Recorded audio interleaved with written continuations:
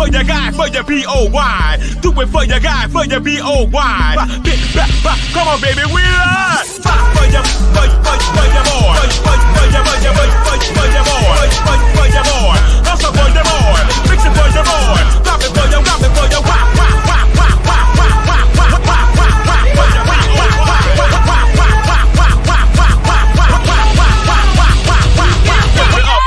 lift it up. Then it bust it open, lift it up. Yeah, come on, lift it up. Then it bust it open for your B-O-Y. Bend it for your rockin' for your lift it up, baby. Mix it with your bust or not. Come on, Blaze, you know. Drop me a nasty beat.